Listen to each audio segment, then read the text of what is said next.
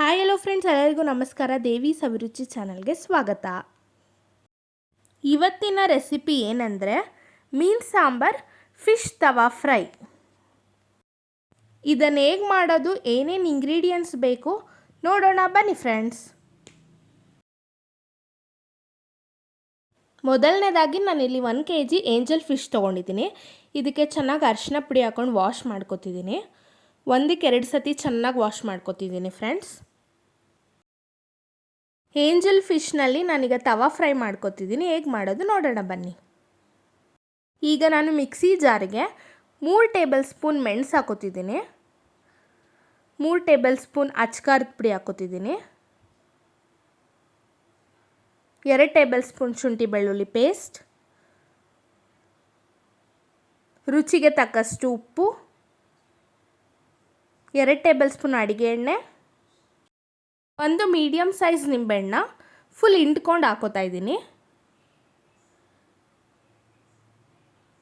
ಅರ್ಧ ಚಮಚ ಅರಿಶಿನ ಪುಡಿ ಹಾಕೋತಿದ್ದೀನಿ ಇದಕ್ಕೆ. ಈಗ ಚೆನ್ನಾಗಿ ಫೈನ್ ಪೇಸ್ಟಾಗಿ ಮಾಡ್ಕೊಳ್ಳೋಣ ಬನ್ನಿ. ಈಗ ರುಬ್ಬಿರೋಂಥ ಮಸಾಲೆನ ಎಲ್ಲ ಮೀನಿಗೂ ಹಚ್ಕೋತಾ ಇದ್ದೀನಿ ಫ್ರೆಂಡ್ಸ್. ಈಗ ಮಸಾಲೆ ಎಲ್ಲ ಹಚ್ಚಾಗಿದೆ. ಇದನ್ನು 1 ಅವರ್ ಫ್ರಿಜ್ಜಲ್ಲಿ ಮ್ಯಾರಿನೇಟ್ ಮಾಡ್ಕೊಳ್ಳೋಣ ಬನ್ನಿ. ಇವಾಗ ಫಿಶ್ ಮ್ಯಾರಿನೇಟ್ ಆಗೋ ತನಕ ಸಾಂಬಾರಿಗೆ ರೆಡಿ ಮಾಡ್ಕೊತಿದ್ದೀನಿ. ಇಲ್ಲಿ 1 kg ಮತ್ತಿ ಮೀನನ್ನ ವಾಶ್ ಮಾಡ್ಕೊಂಡು ಇಟ್ಕೊಂಡಿದ್ದೀನಿ.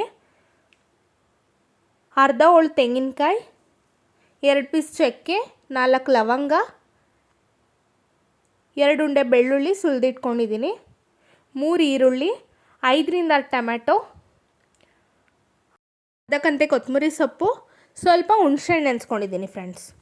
ಈಗ ಮಸಾಲೆನೆಲ್ಲ ಮಿಕ್ಸಿ ಜಾರ್ಗೆ ಹಾಕ್ಕೊಂಡು ರುಬ್ಕೊಳ್ಳೋಣ ಬನ್ನಿ.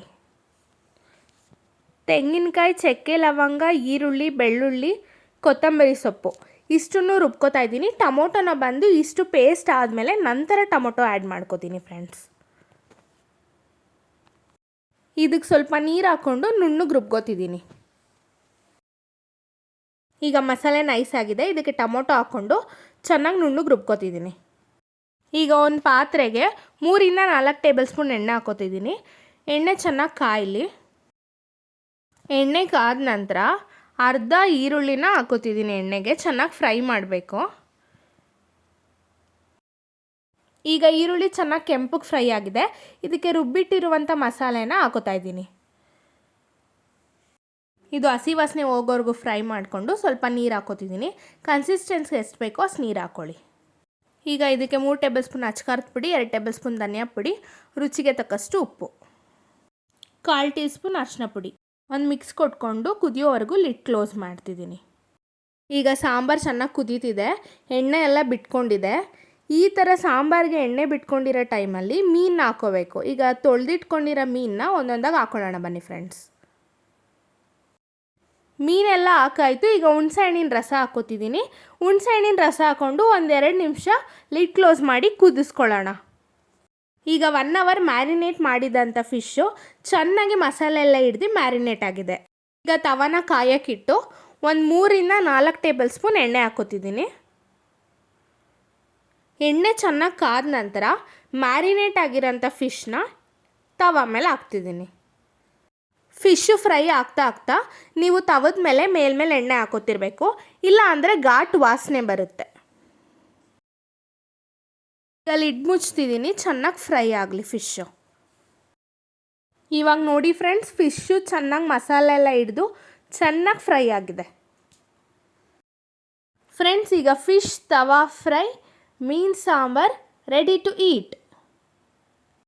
ಬಾಯಲ್ಲಿ ನೀರು ಬರುವಂಥ ಮೀನು ಸಾಂಬಾರ್, ಸ್ಪೈಸಿ ಫಿಶ್ ತವಾ ಫ್ರೈ ಸವಿಯಲು ಸಿದ್ಧ. ನೀವು ಮನೇಲಿ ಟ್ರೈ ಮಾಡಿ ಹೇಗಿತ್ತು ಅಂತ ಕಮೆಂಟ್ಸಲ್ಲಿ ತಿಳಿಸಿ. ಫ್ರೆಂಡ್ಸ್, ಇನ್ನು ಯಾರೆಲ್ಲ ದೇವಿ ಸವಿರುಚಿ ಚಾನಲ್ಗೆ ಸಬ್ಸ್ಕ್ರೈಬ್ ಆಗಿಲ್ವೋ please to subscribe and support. Thank you for watching. Tata, bye.